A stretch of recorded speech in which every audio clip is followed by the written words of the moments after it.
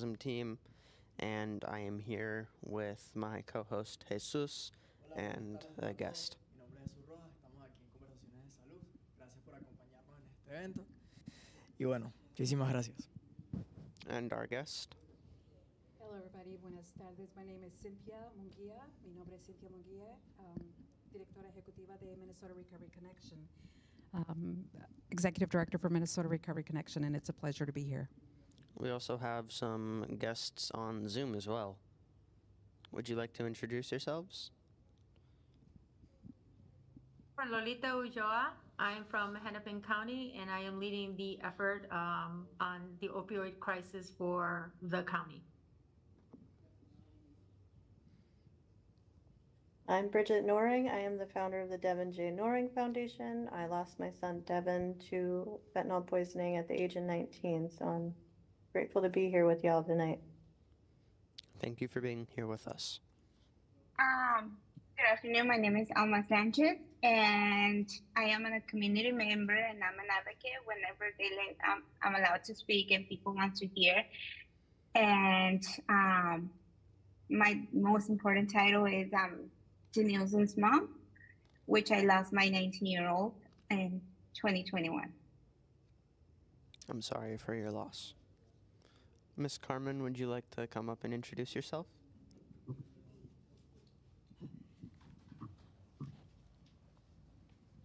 Muchas gracias. Saludos. Gracias por estar aquí con nosotros. Thank you so much for coming here on a Friday evening and sharing conversation on such a difficult subject. I'm happy to see you all here. Alma, bienvenida. Bridgette, thank you so much for sharing your stories. Dr. Colón, como siempre, usted muy importante estar aquí con nosotros. Gracias. Lolita, I can't begin to thank you for all the work you do in Hennepin County, and because of your efforts, that's why we're here today, actually, for your support. So thank you so very much. I'm honored to have these young people take over the conversation today because it's such a difficult, strong conversation, and our children need to understand the situation firsthand, and we're so happy to have Cynthia here with us. Ella es la primera directora para los latinos aquí en el estado de Minnesota to be able to help us in prevention and treatment and for our children. So thank you very, very much. And I welcome all our guests here, the U of M, and I want to thank all our supporters and sponsors, SPIN, Minneapolis Speak, Human, and of course, our guests, our young people, thank you so much. And so I will pass it on to them and let them lead the conversation. Le doy muchas gracias con todo mi corazón. Gracias. Thank you, Miss Carmen. Do we have Pastor Jose Antonio? Okay, we don't. This is the land acknowledgement. I am acknowledging as an Indigenous student that we are on Indigenous land that was once Dakota land, and that their treaty with the United States government was not ever respected. So thank you to the Dakota and Lakota people for sharing your land and for all the sacrifices you have made.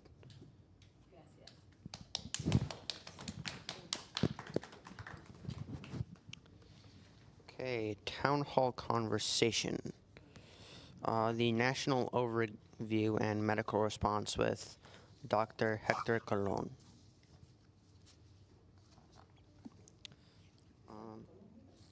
Is Dr. Colón with us? There's two individuals waiting.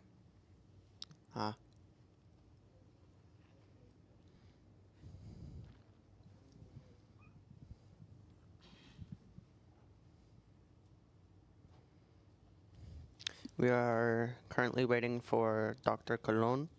He should be on momentarily. And Yeah, I'm there here. he is. Hello, Dr. Colón.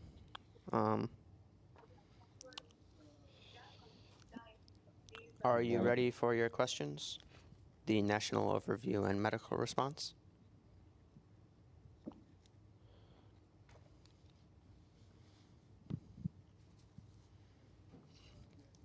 Yes, do you ask me a question? Okay. Given your experience in treating adolescents, what unique challenges do young people face when it comes to substance use disorders? So it's challenges for young people. So yes, I mean, I think recognizing that we have an issue. I mean, most of the kids and adolescents start experimenting with drugs before they start abusing them and then having a dependency or substance use. So I think knowing that what they're doing is wrong, because usually they're doing because of peer pressure, a friend is doing it, and the data shows that most of the drug use start at home, right? I mean, with people that they know, and with medication that they find at their home, or someone share with them as like a family member. A easy example would be like painkillers, like opioids, like oxycodone, Percocet, hydrocodone, and Vicodin, and things like that. People, have them in their houses. They just misplace them, and the kids find it, and they start sharing between each other. They feel good. They start experimenting, and then when it's kind of late, when we start seeing signs and symptoms of some kind of withdrawal dependency, is that when we can sound the red flags and alarms, and we start trying to understand what's going on with our child. Jesus, would you like to ask the second question? Thank you. Doctor Colón, buenas tardes. Muchísimas gracias por acompañarnos el día de hoy en Conversaciones de Salud. Bienvenido. Gracias por la invitación. A usted por estar con nosotros. Mi pregunta para usted era, ¿cómo comienza la iniciativa de trabajar con los jóvenes y cómo piensa que esto ayuda a la comunidad realmente? Gracias. Pues seguro, los jóvenes son el presente y el futuro, ¿verdad? Y hay que pensar en que la mayoría de los trastornos empiezan cuando uno es joven, especialmente en casos donde pues no hay mentoría o coaching, o no tienen viven en áreas que son seguras para ellos. So hay que pensar en la educación que se le puede dar a los niños en la escuela, ¿verdad? En la casa, es sumamente importante, y no esperar que tengamos un trastorno que haya que tratar con medicamentos o terapias para hacer un cambio, para educar a esos niños. Y vemos cómo pues la prevención, ¿verdad? No lo aprendemos mucho en la escuela de medicina. Se habla mucho de tratamiento, de identificar lo que está bien y lo que está mal, pero no se habla mucho en los Estados Unidos de prevención, que es lo que deberíamos estar haciendo en las escuelas, que es educación preventiva, ¿verdad? Y eso yo creo que hace falta tanto en la escuela, empezando desde pre-kinder, kinder, hasta que se gradúen, y después en college. Y hace falta mucha educación a los papás, mamás, abuelitos, que son los que están, ¿verdad?, criando a estos niños. Thank you, Dr. Colón. Sure. What are some common misconceptions about addiction that you believe need to be addressed in the medical community and society at large? That's a great question. I mean, I think addiction itself is something that is misunderstood. And it was known until like a few years ago that we started talking about substance use disorders instead of addiction as a moral education deficit, and like a will issue, that people didn't have the will to stop or the desire to stop using, and they're just choosing to use a drug. So we have identified addiction as a disease in this new model. And we're talking now about substance disorders, o trastorno de uso de sustancias en español. So that makes a big difference. When we're talking about disease, it means like we can control, right? We can treat, and we are more aware of the consequences, not only social consequences as before, people feeling about drugs as ending in prison or dropping out from school, but also as a disease that not only affect the person that's using the drugs, but also the family and society in general. Jesus, do you have any more questions? Yes, I have one more. Bueno, muchísimas gracias por sus dos respuestas. Quería recalcar la respuesta que me comentó, que de verdad es muy importante concientizar que la educación viene desde casa, y es mucho mejor, por así decirlo, la forma de prevenir antes de que sucedan las cosas, ya que uno hace muchísimo más creando o concientizando las cosas desde el hogar, desde el día a día, a esperar que ya esté un problema formado para tratar de arreglarlo. Entonces, bueno, totalmente de acuerdo con su respuesta. Gracias, gracias. Y para añadir, ¿verdad? Porque puedo hablar de los hispanos, porque en mi casa pues somos hispanos. Nosotros no tardamos mucho en buscar ayuda y usualmente buscamos ayuda cuando es tarde o estamos bien fastidiados, como dicen en la casa. Y es algo que debemos cambiar, ¿verdad? Tenemos mucho el machismo, que es algo que lo vemos mucho en la sociedad hispana, comunidades hispanas. Y hay algo que se llama estigma, ¿verdad? De muchos de estos trastornos que queda mucho en qué trabajar en la comunidad hispana acerca del estigma, del machismo y de buscar ayuda sin esperar a que las cosas pues no sean reversibles o sea muy tarde. Así es, correctamente.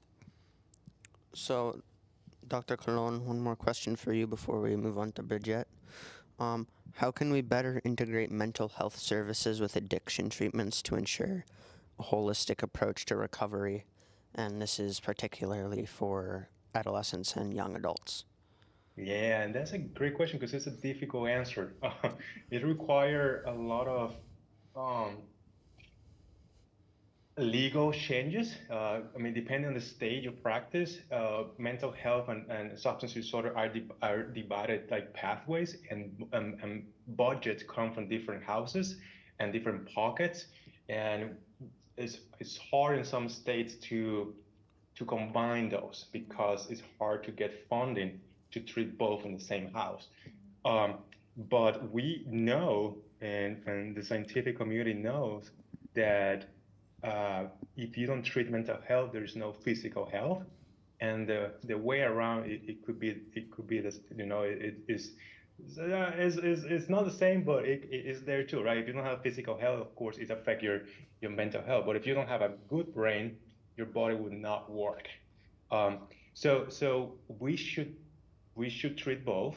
There is something called integrated medicine or collaborative medicine, which is when you have a mental health professional working together with a primary care professional or an internist, and they work together in the same roof, and they can consult each other on the same patient. So you don't have to refer that patient outside the office for mental health treatment. You can, kind of do a consultation on the same office, and you try to treat both the physical complaint and the mental health issues. Thank you, Dr. Héctor Colón. Now we are moving on to Bridgette Noring. Are you ready for your questions? I am ready. Okay. Could you tell us about your son's story and how it has influenced your advocacy against opioid overdoses? So 4.5 years ago, Devin died at the age of 19 to fentanyl poisoning. He was going through some migraines and dental pain, and it was the COVID lockdown. He went on to Snapchat, bought what he thought was a Percocet, and he was with another young man. That young man knew that Devin was in medical need, and instead of calling for help or coming to get one of us, he locked Devin in his room and left without saying a word. So we jumped in right away into advocacy, both to get the word out into our community, because everything we've learned about this crisis, we learned after it was too late. We missed so many key signs that night that Devin was in medical distress. We thought he was sleeping, snoring. He was snoring really loudly. That's a #1 sign of an overdose. So there's all these little things that we could have maybe have done to change what happened, but really the main goal is to educate our community, get the information out there, make changes so that those that are out there, are primarily you guys, our teens, are safe and have a chance at life. Thank you, and I'm sorry for your loss. Thank you so much. you. Sorry for... Could you share the journey that led you to establish the Devin Noring Foundation after your son's tragic passing? So with the work that we do in our community and going into the schools and whatnot, we had partnered with some other organizations in our recovery community, just bringing law enforcement, bringing everybody to the table. And after a couple of years of doing that under other organizations' watch and direction, we decided to open up our own foundation so that we had a little bit more control over the messaging and, you know, just basically doing the work that we wanted to see done. Okay, thank you. Jesus, do you have a question? Thank you for staying with us.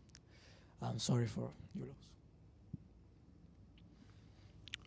What advice would you give to other parents who are trying to protect their children from the dangers of overdoses? Start the conversation now. Start it early. Have the conversations, especially about fentanyl.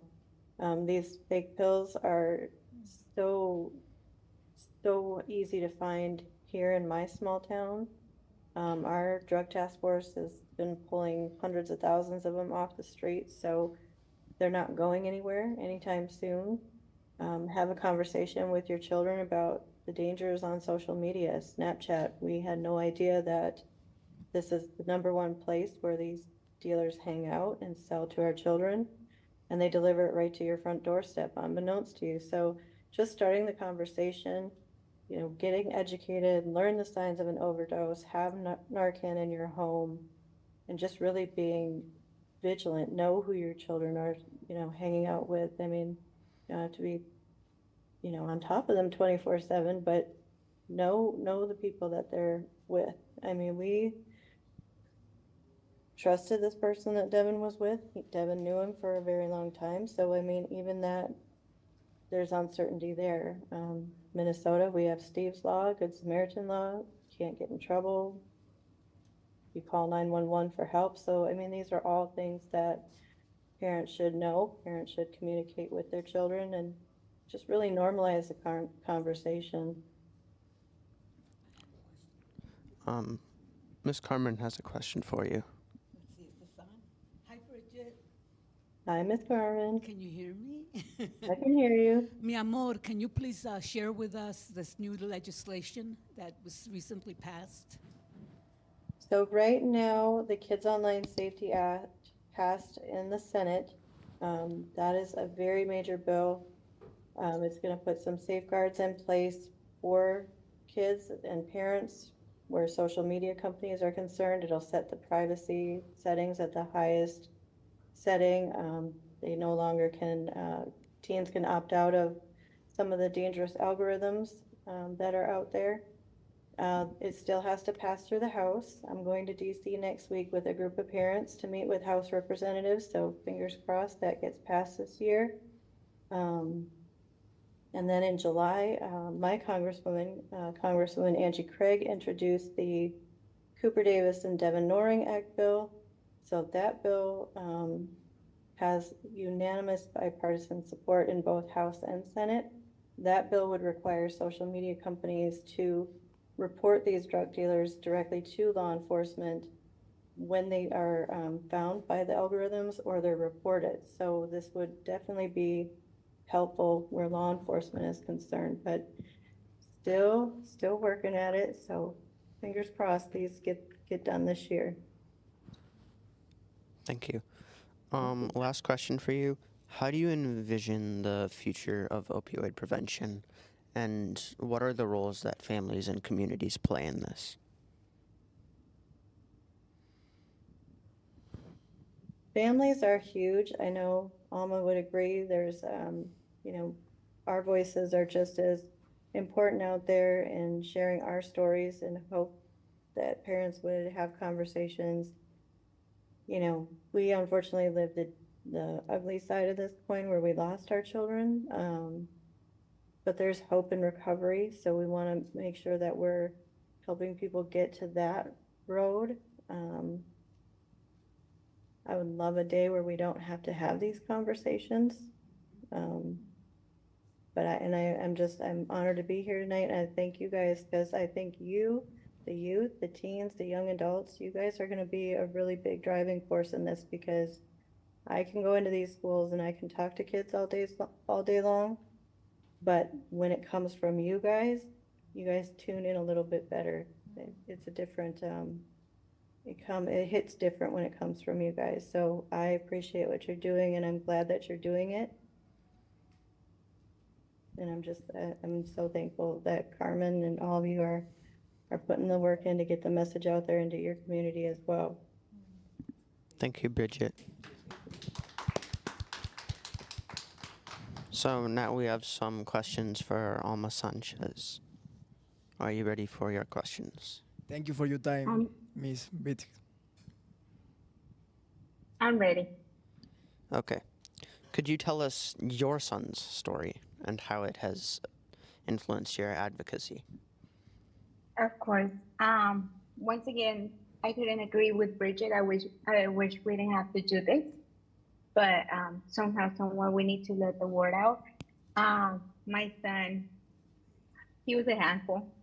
You know, if I was to tell you how he was, I could go on like the whole day. I would say my perfectly imperfect child in all ways possible. Yeah, Denilson, like, he would struggle with ADHD growing up, and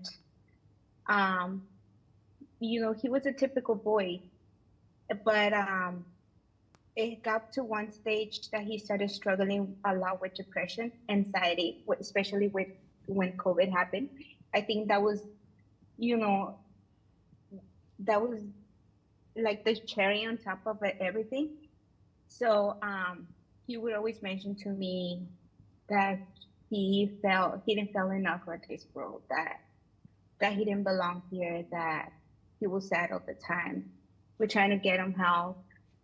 And he started experimenting. When you're struggling with things like that, like Dr.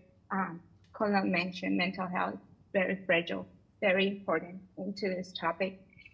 To me, it's like the root of everything. Like, it all starts, it's like a little vicious circle.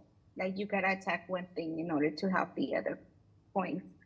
So that's the way he was feeling. So he started experimenting, and that turned into a substance use disorder.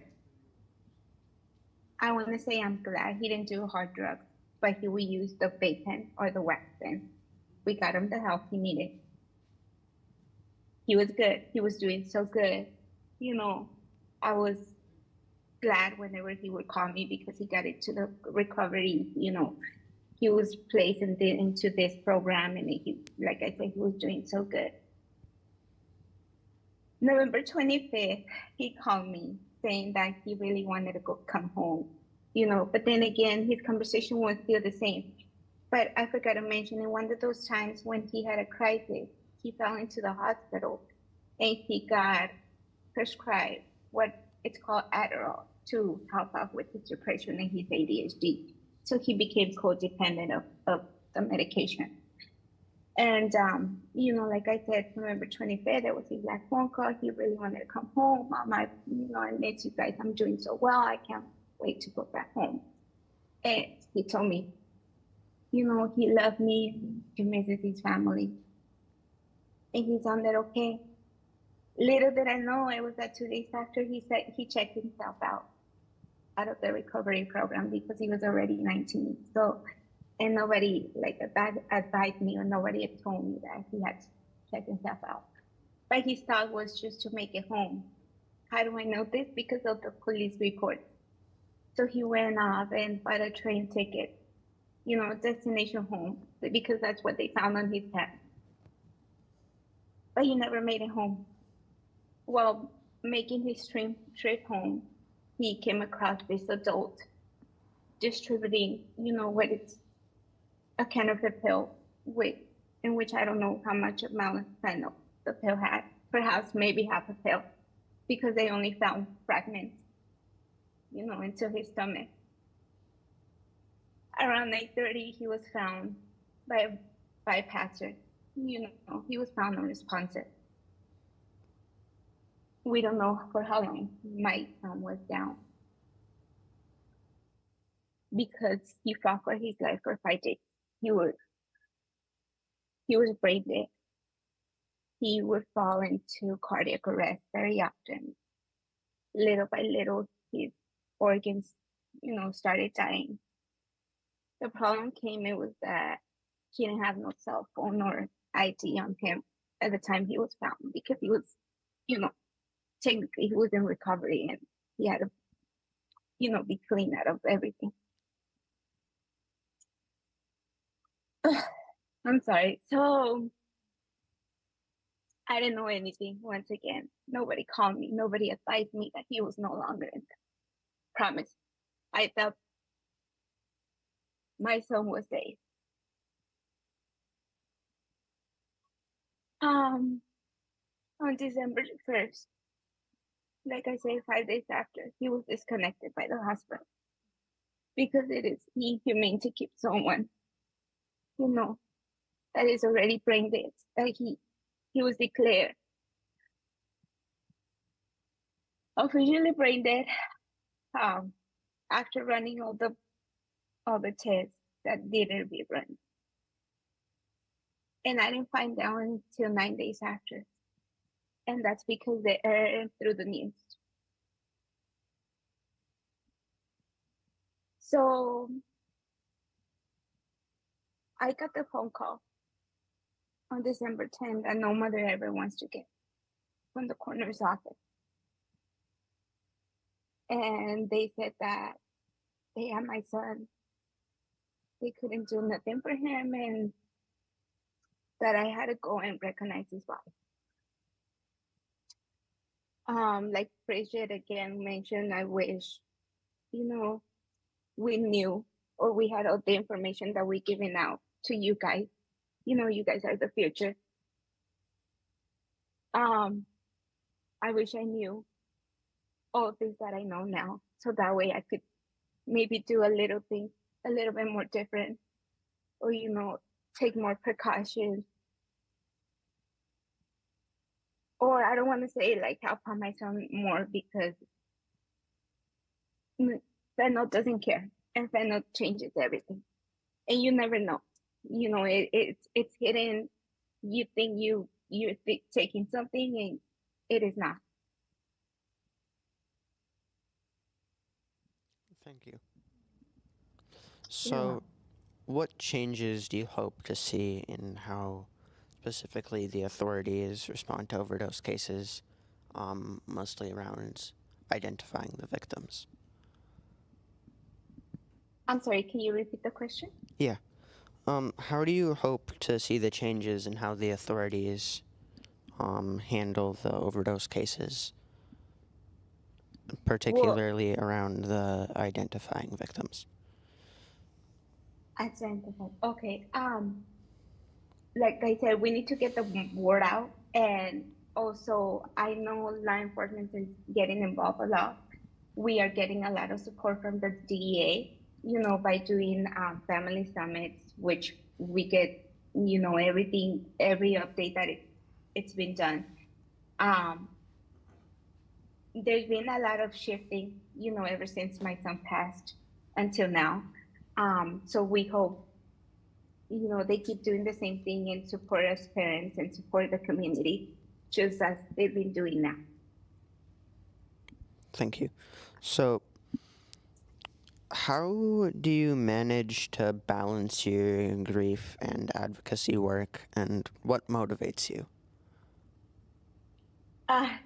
Okay, to be honest, there's days that I cannot, and I'm pretty sure Bridgette can, agree with me. I cannot participate in life. Sometimes I do take a step back because I feel like you cannot pour from an empty cup, so I need that time to breathe.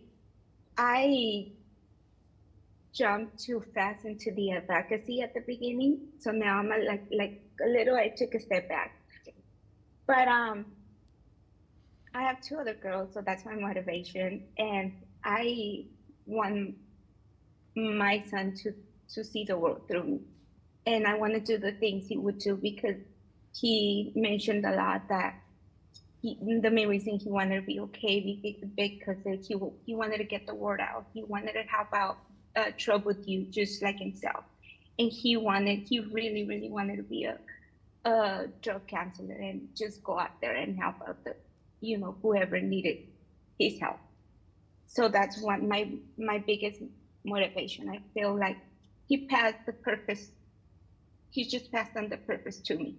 So I gotta somehow, somewhat manage to keep going with that. Whatever legacy he was aiming to, I gotta keep going. Two more questions for you. So, what message do you want to send to other families who are going through similar tragedies? Get the word out. Get educated. Education is knowledge, and it's key. Again, I wish I knew what I know now. Use the tools that there's out there that us, that we have the so unfortunate experience that we wish we didn't have to be in this ugly pair of shoes, like I call it. Just use it as much as you can. Always have Narcan in hand. Always, nowadays, it's like having a Band-Aid. Even though you don't need it, you never know. Maybe the neighbor next door, maybe someone at the school pack up your kids with Narcan. That's my best advice. Just get educated and use whatever is out there at its finest. Thank you. So, in your opinion, what are the most urgent actions that need to be taken by the community to combat the opioid crisis? And the stigma. A lot of the times I feel that stigma has a lot to do with it, because I haven't up to this day, you would think, okay, I know there's many information, many PSAs out there in the TVs everywhere you go nowadays. Like I said, things have shifted ever since my son passed away. But still parents out there that they don't even know what we're talking about. I have encountered, they're like, what are you talking about? What is Narcan? What is it for? It's so like, and stigma and start the uncomfortable conversation. Thank you.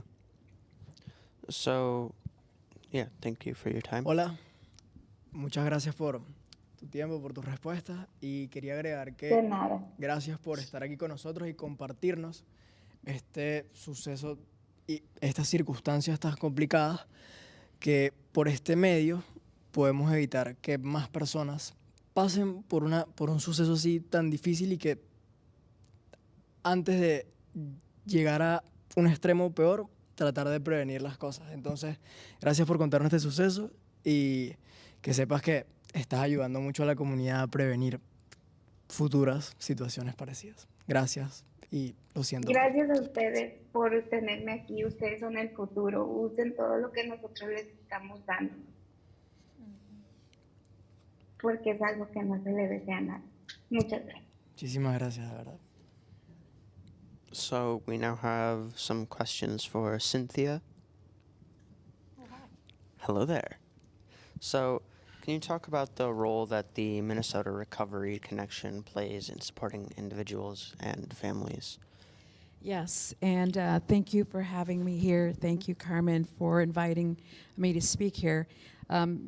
One of the things that Minnesota Recovery Connection has this year, or this past year, as of July of last year, 2023, is representation that is very diverse within Minnesota Recovery Connection.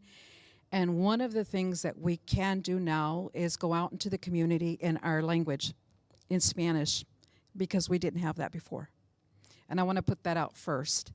As an executive director for Minnesota Recovery Connection, I'm also a woman in long-term recovery, and I get really choked up by your stories because I'm a mom, and I'm a mom of 7 and a grandmother of almost 14.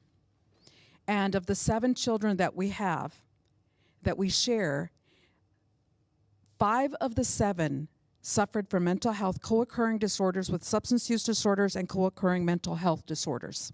So when I hear Dr. Colón talk about we keep that very, very separate, that is true. It's as far as funding goes. It's a very separate funding stream. However, as an RCO, as a recovery community organization, that doesn't stop us from providing service, not just in English, but also in Spanish to our community, bringing awareness, bringing education to the community, and supporting our community members suffering from co-occurring disorders, substance use disorders with co-occurring disorders. My first language is in English, pero igual también puedo hablar en español. Me defiendo.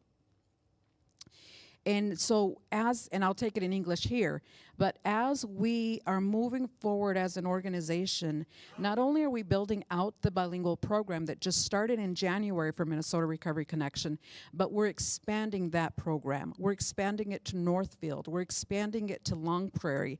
We're expanding it to our communities here in the 7-county metro area. We've translated materials. We've hired staff that speak both languages, English and Spanish. And we are just taking this bull by the horn, and we're saying, you know what, we're here. And we're here for a purpose, and we're going to go do the job that we've been called to do. As a mom of 7 and a grandmother of 14, I also, as a youth, struggled. A very turbulent very turbulent youth, childhood, going into my youth. So now you look at this woman that's sitting here, but this woman was a troubled teenage runaway at 14. Wound up getting married, having 4 pregnancies, and was a widow by the age of 19. So I always said, you know what, I'm just the Latina Loretta Lynn. I just don't write music. I can sing it badly, but I don't write it, right? So I had my own challenges. I wound up getting into drugs and alcohol. And I stayed in that space to medicate myself because of my own journey, my own experiences, my own traumatic experiences that I had that I didn't know, and I didn't have the mentality or the education or the maturity to understand how to navigate those murky waters of substance use disorders that, by the way, I didn't know it was a substance use disorder. And I didn't know I had a mental health disorder. So what do? I seek the support of alcohol and drugs. And those experiences now have me, now I'm able to work with the community, hire staff, understand the staff's plight as they're out there working in the community, serving our youth by partnering with organizations that provide the service for youth, but at the same time working with the community members that are suffering from a substance use disorder with a co-occurring mental health disorder. So we do that through education, through advocacy. We do that through providing like Narcan. We have that. We need that. We are right now, as we speak today, launching our very first taller, which is a workshop for our Spanish-speaking community members, moms, grandmas, dads, over at Clues, Friday nights from 5 to 7 p.m. to educate them and bring this knowledge to them so that moms will have this very thing that my colleagues didn't have. That's what Minnesota Recovery does right now. Thank you. So, what strategies have been the most effective in reducing the disparities of opioid treatment and prevention services? Education,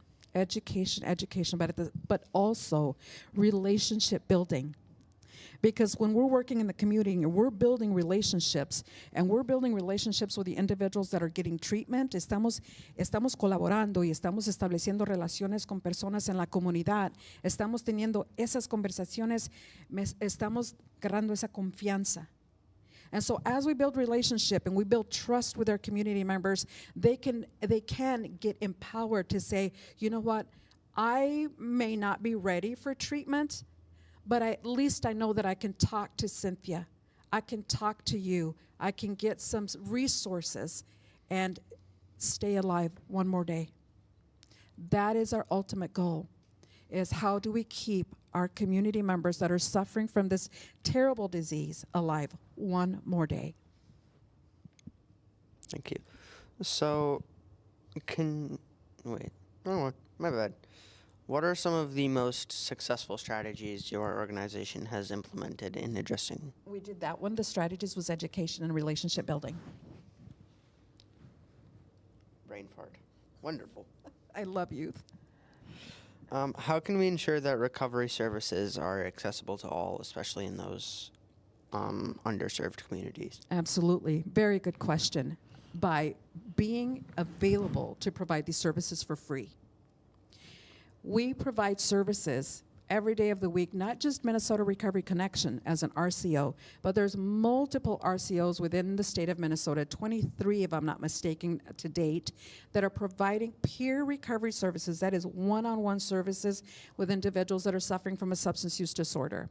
And we have certified peer recovery specialists, we have certified peer recovery specialists who are forensic endorsed, and we have certified peer recovery specialists with a mental health training.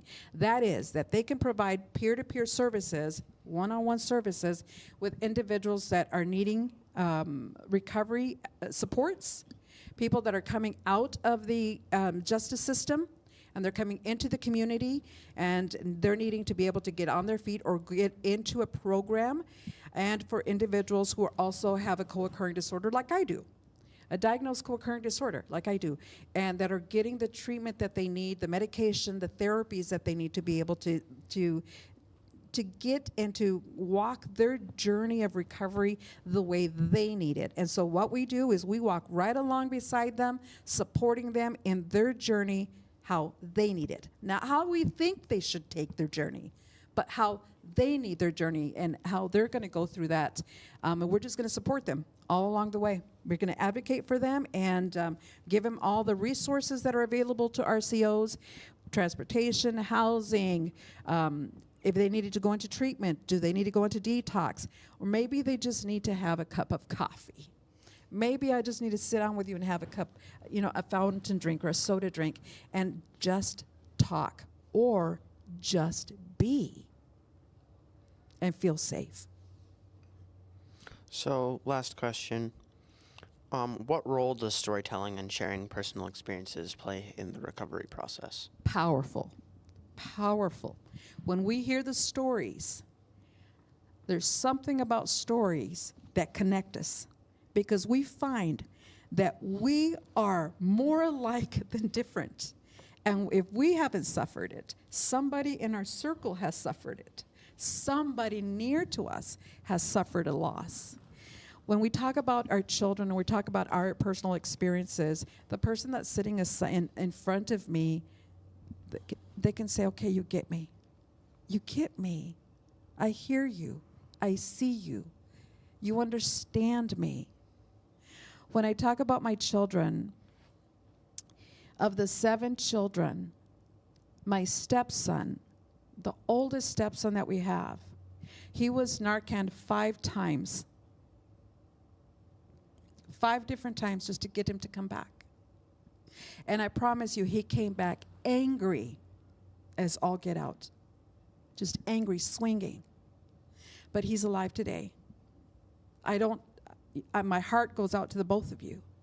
But the pain as a mother to know that your child it's requiring this on a consistent basis to keep him alive.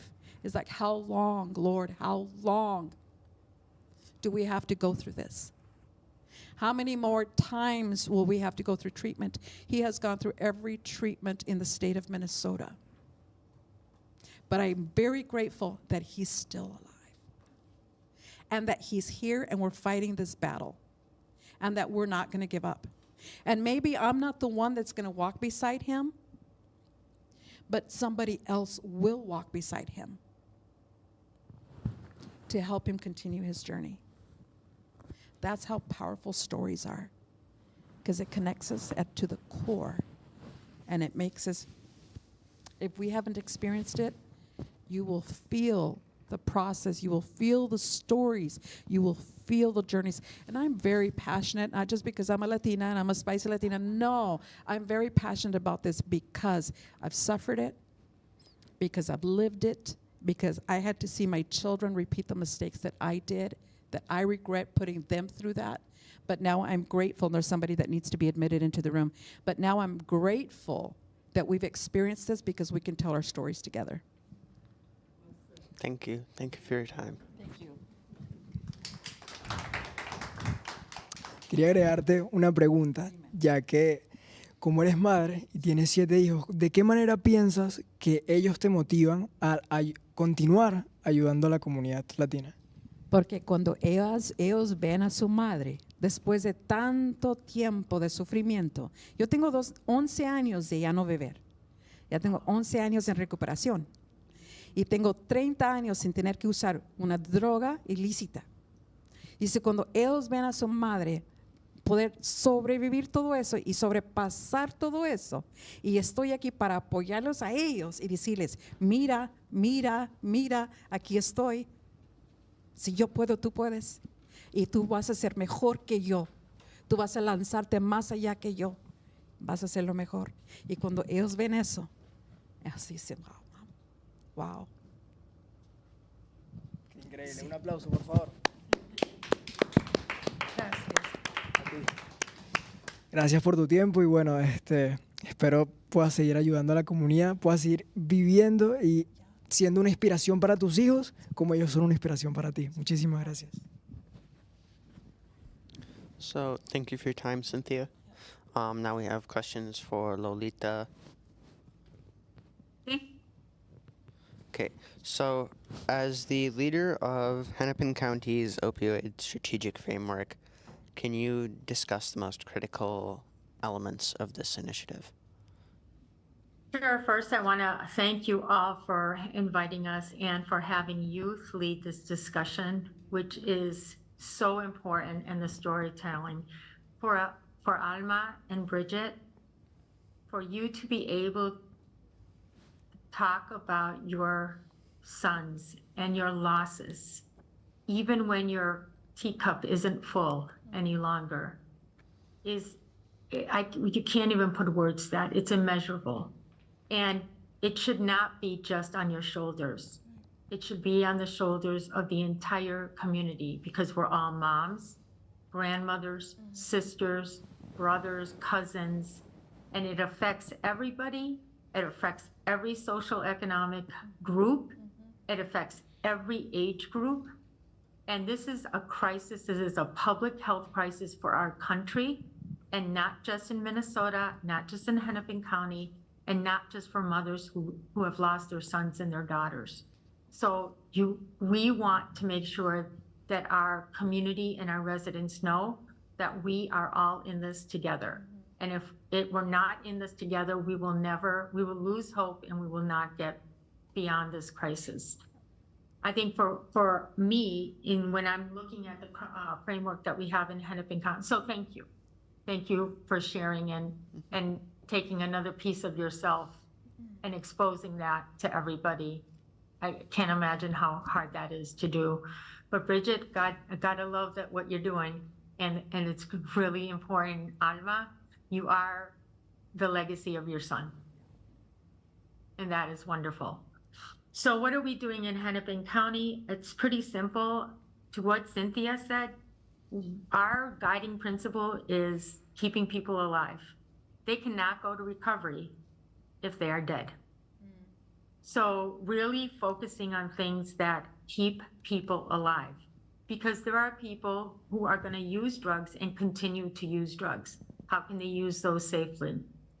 There are people who use it only recreationally. So maybe once or twice in a year, and it's that second pill that they take that has 1 grain of fentanyl, which causes the overdose. How do we keep that person alive? And then there are those who have been in and out of treatment, who are still using, who want to go to treatment, but can't maintain their sobriety for a variety of reasons: unsheltered, poverty, racism, disparity, all of health inequity, all of those things. So when people say, and I know, Cynthia, your group does this, but for most of us that are doing this work is finding and serving people where they're at That's exactly what we're talking about, because it's a combination of all of those different people, not one set person with one set of factors that impacts why they are using or why they have used recreationally. So our framework is pretty simple. It's prevention, response, treatment, and recovery. There are people in our community who use on the response part, on the prevention, or in the treatment and recovery. And I think to what Cynthia has said, and Bridgette and Alma, the most important theme that I see is lack of education and information, not only to all the communities, but in particular nuestra comunidad hispana. Yo creo que esa información y educación para los papás, los mamás, los abuelitos, las primas, las hijas, eso es lo más importante, porque si tenemos información, eso es control. Siempre tenemos tanta manera, y nuestras familias latinas somos somos cerca con todos y somos dramáticas y tenemos pasión con todos, especialmente la familia. Y es importante que no vamos a ser una comunidad que no quiere aprender, que no quiere saber lo que está en los hechos de los niños o de los hermanos. So I think those are kind of the fundamental things. It's prevention, response, treatment, and recovery. We do it with a racial disparity. You cannot ignore that African Americans and Native American community are the most affected, not by a little, but by a lot. And then closely following that is all the communities of color. And our community, in particular in Hennepin County, has seen an increase of about 4% from 2 years ago in overdose deaths. So we know que en nuestra comunidad ya se está aumentando todas las muertes que tenemos por los opioides y el fentanyl, que están en las píldoras, que están en los usos. Entonces, teniendo la información, la educación es lo más importante ahorita que yo pienso que estoy viendo en el trabajo que estoy haciendo. Miigwech, thank you. So, what strategies have been the most effective in reducing the disparities in opioid treatment and prevention services? For me, the themes that I am seeing is that there has to be a collaboration between the government and community agencies. The government cannot and will not do it alone, and the community agencies cannot and will not do it alone as well. If we're not in partnership, both in funding, in services, in community involvement, listening to the community and people with lived experience, listening to the youth, we are going to go nowhere. So the community partnerships are one of the most critical things. In lieu of that, for those of you that don't know, there was a lawsuit against the pharmaceutical companies. And in that lawsuit, there were allocations that went to states, cities, and counties to fight the opioid crisis, to fight this public health crisis. And the county, our county, received about $70 million that will be extended through 2040. That's an incredible opportunity for us to do amazing things, enhance the things that are working well, and then add our community partners. So currently, Hennepin County has 41 community partners that are sharing in almost $9 million of funding. That's for 2 years that will end at the end of 25, but we are going to start the new solicitation of proposals in early spring, and then we are going to refund and fund additional community agencies.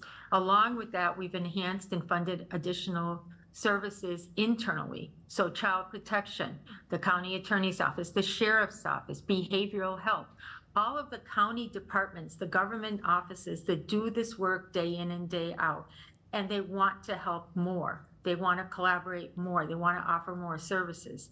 So we've been able to fund them as well. So I think that's important. The community voices are important. The other thing that we have to do is we have to be based in fact and evidence. We have a lot of data. The data is very conclusive but also inconclusive, because what we don't always have are the stories. And the stories are just as important as the data. In some ways, more important, because there are nuances in Bridgette's story and Alma's story that, if not for a conversation, would not have us think about how do we frame this strategy to be more effective. If you guys, if the youth aren't telling us what you need, what is working, what isn't working, it's hopeless, because you are our future. You are the voices that will take the information.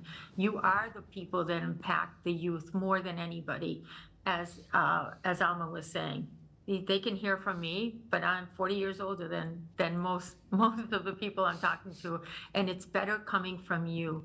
And also, the other function is starting to identify trends. So right now we have a trend, and the trend is cocaine and fentanyl being laced in the cocaine.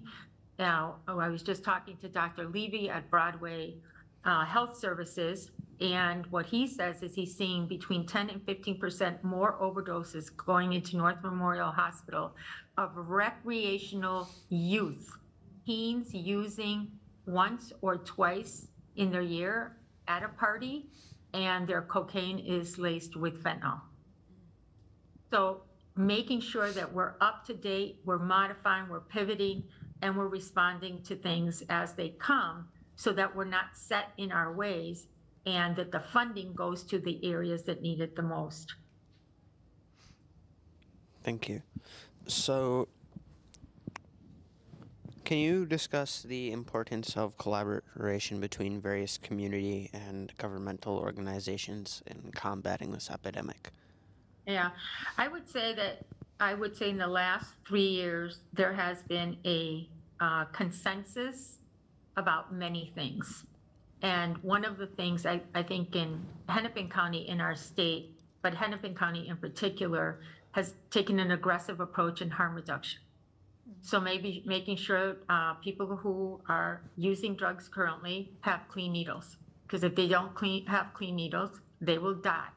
And if they die, they can never seek recovery or treatment in their lives. And they will be lost to their parents. They will be lost to their fathers and their mothers and to their grandparents.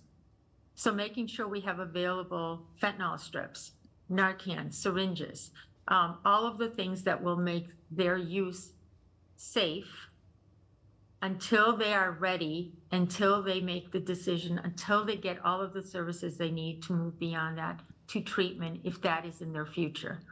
So I think those are the things that are really important for the government to acknowledge and accept, and the community members to also acknowledge and accept. And along with that, making sure that there's education and information to the community about what that is and why it is and why it exists.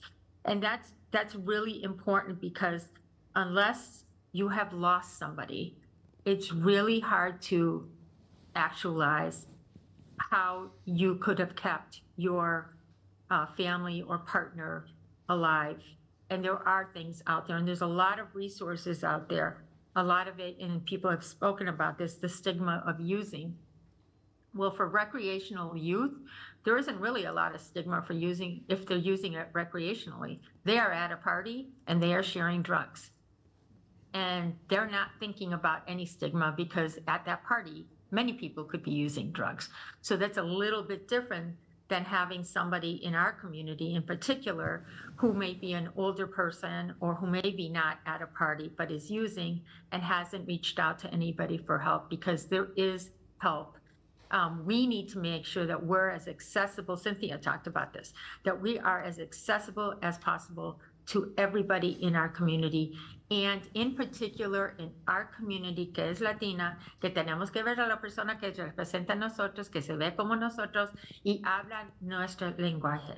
Si no tenemos eso, es bien dificultoso de hablar de un asunto tan importante y tan crítico con vergüenza que muchas personas tienen. Entonces, saber y tener la oportunidad de hablar con alguien que, o sea, que es de nuestro país o de un país latino, eso es increíble, eso es lo más importante. Entonces, Cynthia, nosotros vamos a hablar después de esto, Yo voy a llamarle, pero lo que usted está haciendo, le juro que es una cosa tan importante.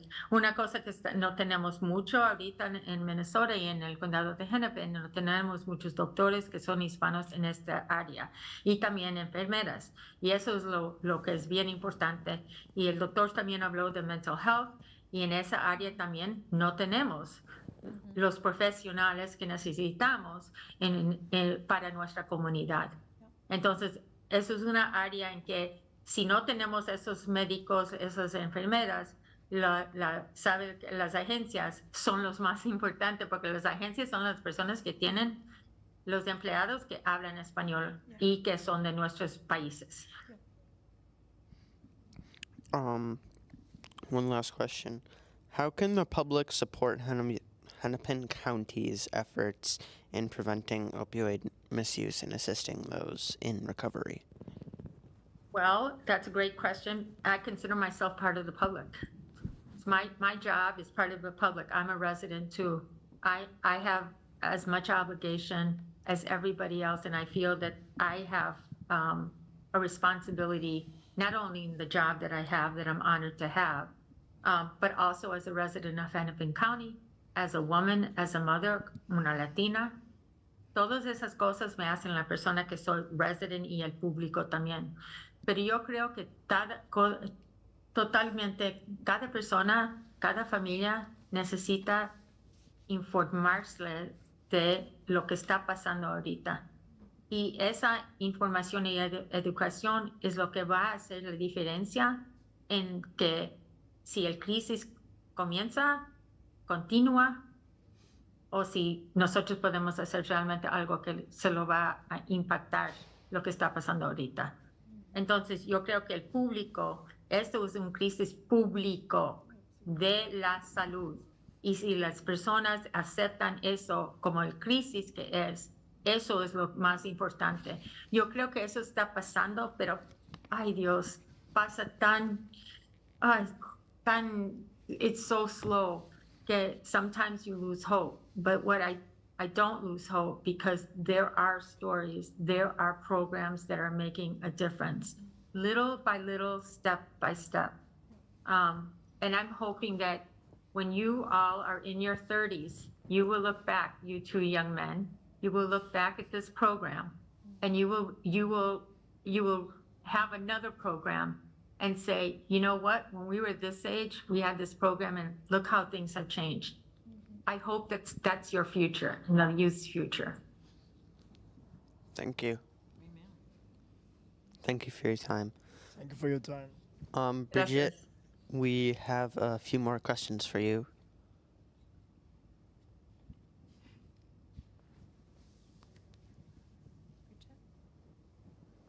Bridgette, are you ready for your questions? Sure. Sorry. That's okay. So, what progress have you seen since the introduction of the Cooper Davis and Devin Noring Act, and what more needs to be done? Well, right now it's in its early stages, so it hasn't been called to vote yet, but in the Senate side, Senator Klobuchar has been a strong supporter of it, and it has both bipartisan support, which is huge. So both Republican and Democrats support it. And that's the same that is carrying over into the House side of things. So it's I'm cautiously optimistic because politics, it's not an easy landscape to be in. There's a lot of things that can change on a whim, but we're just hoping and praying every day that this gets done before the end of the year.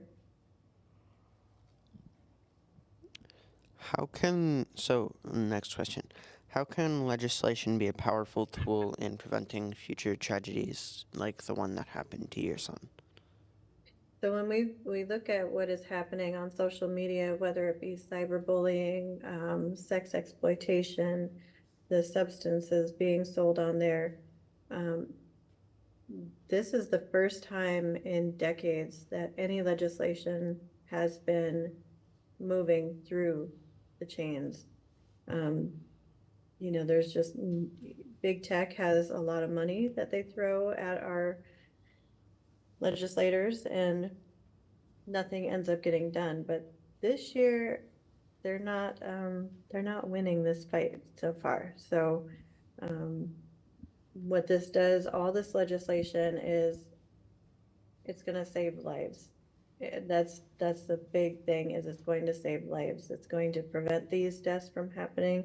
It's going to get these dealers off the platform and just really buckle down and make these social media companies accountable. And that's, like I said, nothing's been done in over 25 years. This is the first time a social media bill has been moving as quickly as it has. Next question for you. What has been the response from the community and lawmakers to your advocacy efforts? So our lawmakers in my district anyways, Congresswoman Angie Craig, Senator Amy Klobuchar, Senator Judy Seeberger, Representative Shane Hudella, they've all come together. You know, they've worked together with both sides of you know, Republicans and Democrats. We've gotten bills moved through. Narcan in schools, that was a huge one that we supported. So very proud that that is done. My community response, it's hit or miss. There's still families out there that don't think that this can happen to them. I actually just got a call yesterday that we lost another 25-year-old in my small town. So it's still happening. It can happen. But we really need the community to come together, because this isn't just my family's issue. This is a community issue. We need to get these people out of our community that are selling these drugs, and we need to get those who need the help that they need. Okay, so brain fart again. Okay, I do it multiple times a day. You're fine. Okay, I found it. So, in what ways can we encourage other families to speak out and advocate for a change in opioid laws? Just being honest and having honest conversations. You know, encourage them to speak out, encourage them to share mine and Alma's stories, and encourage them to share those in the recovery community stories, because, you know, like I said, unfortunately my son passed away, but there are those who have made it out of this this crisis and are, you know, helping others. It really has to come down to the community coming together and legislators hearing the voices of our community, which I've been blessed that my leaders have been hearing and really making these changes. Okay, last question for you. What are your hopes for the future of opioid legislation, and what actions are needed to get there? Well, we still have a lot of work to do on these bills. There's about 5 bills in the House and Senate right now that we're advocating for. So there's a lot of visits with our representatives, a lot of letters being sent, emails, phone calls, just getting involved. I mean, you guys, you're I don't know how old you are, but it's never too late to get involved with your legislators. I know that we just launched a fentanyl PSA that was youth-created, youth-driven, and our legislators are in awe that they did that, took that initiative to do that. So they're hearing from you guys, your voices, and carrying that into the work that they're doing, which ultimately helps us do the work that we're advocating for. Thank you for your time, Bridgette. Thank you. Eric, would you come up?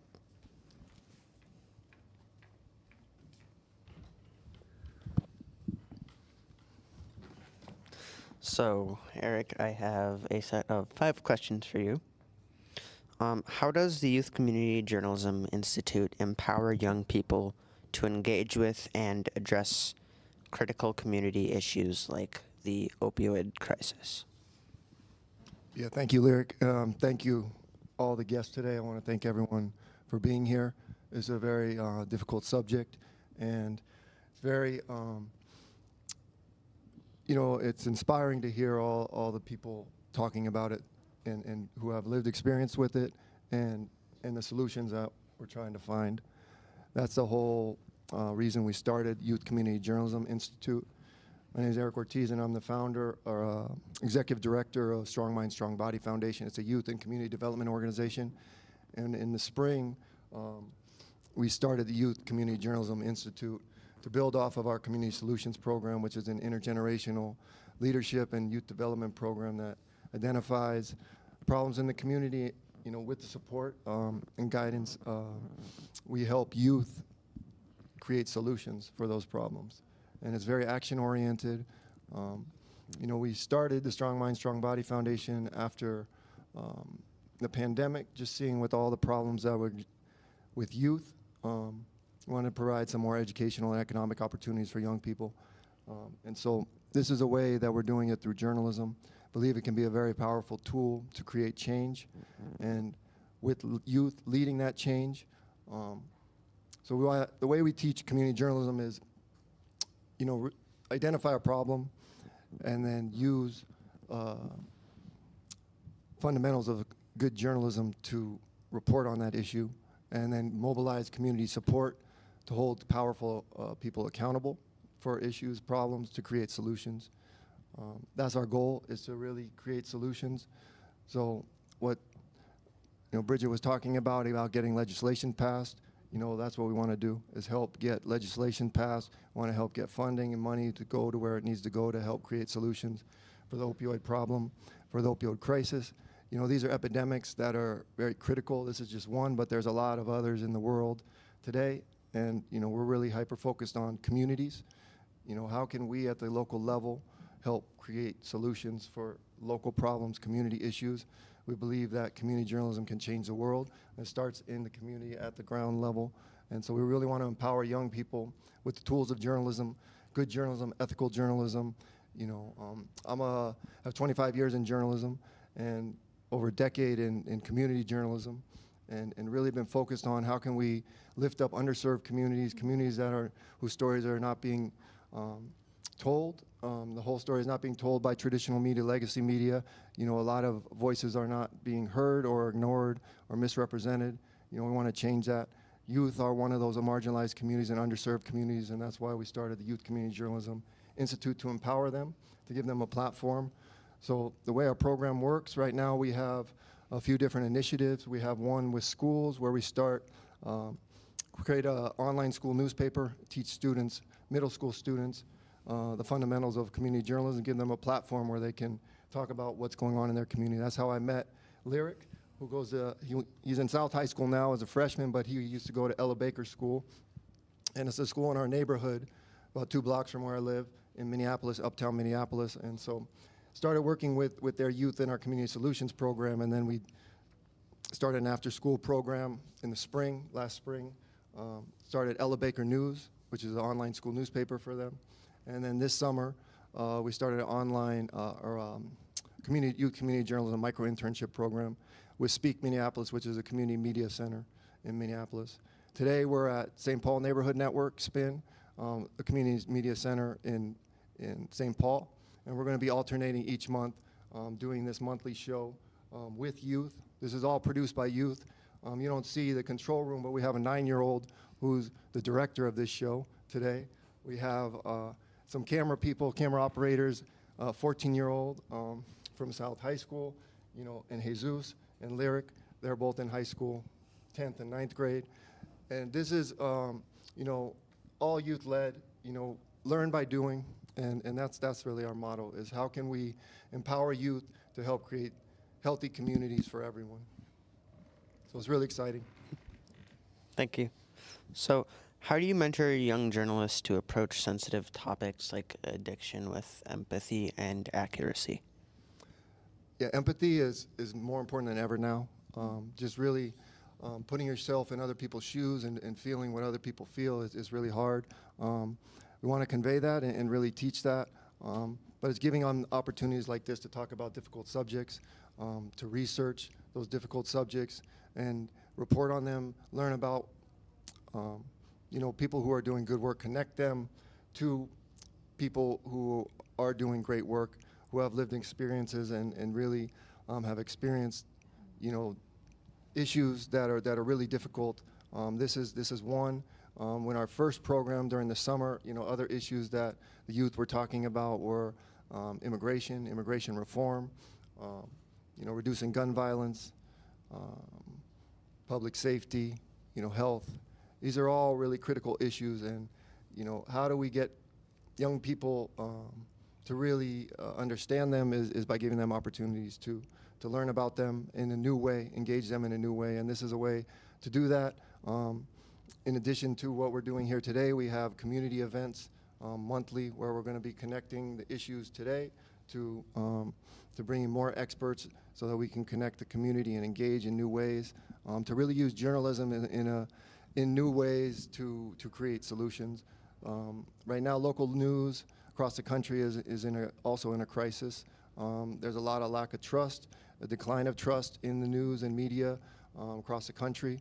And so we want to change that really by helping youth and underserved communities and community members at all ages to give them the tools to be their own journalists, to report on the community and tell the stories that they want to be the way that they want to tell them, give them platforms to do that in many different ways, because journalism is empowering. It's in the Constitution, it's in First Amendment. These are powerful things when used the right way, and we want to give those tools to young people and really teach them how they can be part of the change and the solution and creating a healthy society for everyone. Thank you again. So, what role do you believe the media, particularly youth-led media, should play in the fight against opioid misuse? They can play a very valuable role and impactful role, in getting, it's about connecting, telling the story, and humanizing the story. It's a life and death story. People are dying from this problem, and we want to create solutions and change to the system so that more people don't have to be hurt, more people don't have to suffer, so we can really create a world where this kind of problem doesn't exist. Drugs right now are really terrible. It's a terrible problem.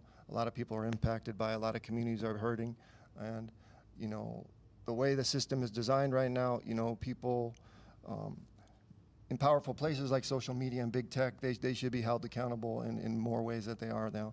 And so that's how we want to use journalism to hold powerful people accountable, hold powerful organizations and institutions accountable, and really start creating a system where everyone can thrive and survive and be healthy. And youth, it starts with youth. They are, as I said, I believe an underserved community, underrepresented community, a community whose voice isn't always heard, and so we want to give them a platform so that their voice can be heard. That's why we're doing this, and it's been very well received by the youth, this summer and in the spring, and in the past 2 years we've been working with young people. Has been very inspiring to see, but it's still a challenge. Funding, getting more resources so that all youth can have opportunities to experience this. This is what we want to do, because I think it can be very impactful when the change is coming from young people. You're the future, and want to give you those tools so that you can create a future that works for everyone. So, how can the community support the efforts of the youth journalists in bringing attention to the opioid epidemic? It's about raising awareness, collaboration, supporting the work that's being done, whether that's, sharing story links so that more people know about it, advocacy work, supporting those efforts, and then, funding, if you can provide money to help, amplify and expand what's the work that's being done. All of those things can work. I think local businesses can help collaborate, provide sponsors, provide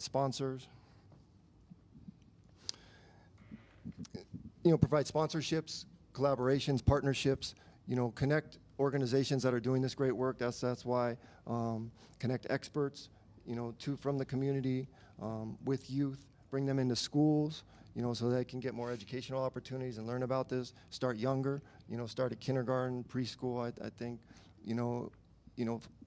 figure out ways that you can connect with young people at all ages. Our program is intergenerational. I think, connect them to elders and community elders, community leaders, community stakeholders. Connect them to people in positions of power. I think it's all about bringing people together. When you bring good people together, good things can happen. And I think media can play a very powerful role in that. I think media today, there's a lot of opportunities to do better with journalism, with media, and that's what we want to do, is create a model that works for everyone. What future projects do you have in mind for the Youth Journalism Institute?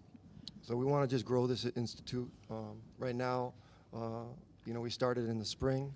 We're in a few schools. We want to be in every school in the country. That's the goal, is to be in every school so that everyone from K to 12, maybe even preschool to 12, has a pathway to equitable journalism opportunities. So people are learning about, storytelling, how to use their voice, how to engage with the community, engage with systems of power, understand how they can have a role in making change that benefits everyone. Because right now the system is not, a lot of systems are in use that were designed now for the 21st century. So how can we empower young people, parents, grandparents, the whole community to create change that works for everyone? So opioids, want to continue looking at issues that are critical issues that are impacting the communities. Opioids is one. Gun violence. How can we help reduce gun violence? That's a huge another epidemic. Environmental changes. Anything that is a critical issue, we want youth to have a hand in reporting on those issues and then creating change for those issues. How can we use journalism as a vehicle for change to create solutions? We're going to be doing these shows monthly. Every month, on the first Friday of every month, we're going to be alternating between Spin and Speak. So next month, we're going to have a show focused on public health, bringing together experts. And then we're going to have monthly community events on the third Saturday of every month. So our next event is going to be on September 21st, Cedar Field Park in Minneapolis. It's going to be a Harvest Moon Community Solutions Festival, looking at the Roof Depot, celebrating that environmental justice victory, and bringing together community organizations that are helping create solutions so that we can create more solutions in the world. We want to continue doing this work, getting more schools, getting more communities, and really give more people more opportunities to do journalism, to create change, create solutions. Thank you, Eric. Mr. Eric, I have a question. He trabajado estos últimos meses junto a usted y de verdad puedo decir que es una persona fantástica, con una gran iniciativa, y me enorgullece decir que trabajo de la mano con alguien como usted. Pero quisiera saber de dónde sale o desde qué momento nace esta iniciativa por arropar a la comunidad al journalist. Gracias. Sí, es una pregunta excelente. La comunidad, todas las comunidades necesitamos más oportunidades para aprender y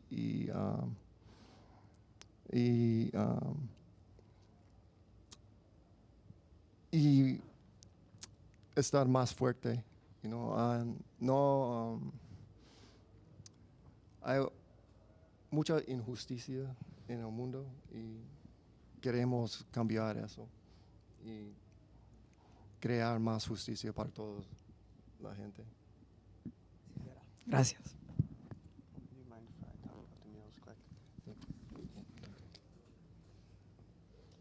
So there were murals at the high school I go to, and these were very important murals to the indigenous community because we have had a very long and very hard history that involves schools.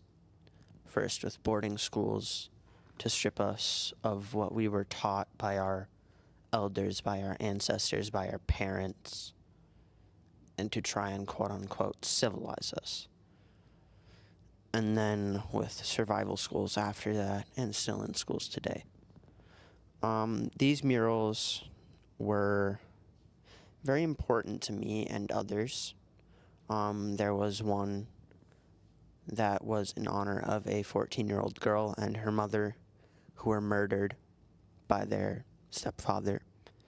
And there were illuminized names on another.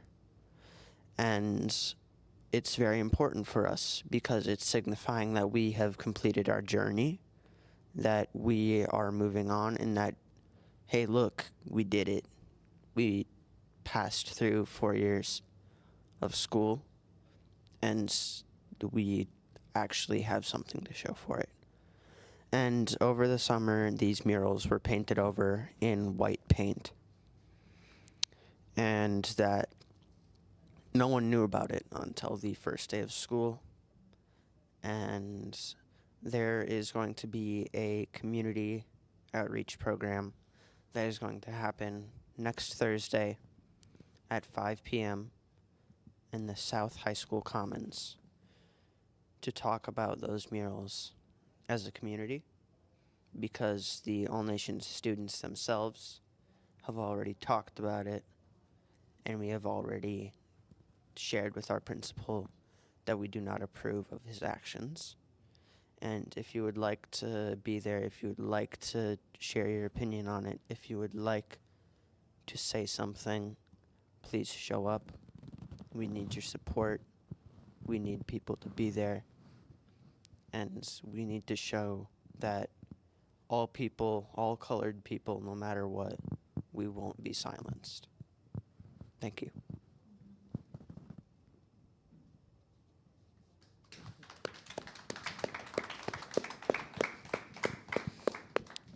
That is all for our Conversaciones de Salud show. Thank you all for tuning in. We're going to engage the audience now if there's any questions from the, before we close. So, Does anyone have anything to say? So we have a mic. Antes de terminar, si alguien tiene una pregunta.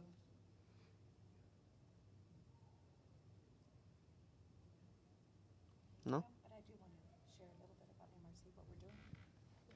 If there's no questions, I do want to take a couple of minutes to share what MRC, Minnesota Recovery Connection, is doing in honor of Recovery Month, which started September the 1st, and it'll go until September the 30th. We cordially invite all of you to go to our website, minnesotarecovery.org, and look at our events for our Walk for Recovery. We will kick it off September the 10th with a rally caps for recovery, and that is at a Twins game, Tuesday, September the 10th at 6:45 is the start of the game. We will all be there. There's some tickets there that you can register for. And then on September the 21st, the same day that Eric is doing an event, we're having our Walk for Recovery, our annual Walk for Recovery, and that's at a state capitol where we get about 5,000 people coming through. This is my ask. This is my ask for the Latino community. There has not been a presence at the Capitol in a very long time when we're looking at recovery efforts. Show up. Go onto our website. Register. Show up. Be willing to be there and to be a voice for your families, for your loved ones, for your lost ones. And then we'll wrap it all up September the 30th with a gratitude breakfast at Augsburg College, just being grateful for the work that's being done in the community to date. Thank you. Thank you. And speak up when you can, otherwise you will be silenced and what you want will not be heard by the community. And thank you all for watching. Thank you for our online guests, for your time, for your stories, for your opinions. Thank you for sharing all of that with us. And I'm sorry for your losses. And thank you to our in-person guests and the audience for being here. And thank you, Cynthia, for talking to us. And thank you, Eric, for starting the Youth Community Journalism Institute. thank you. Thank you.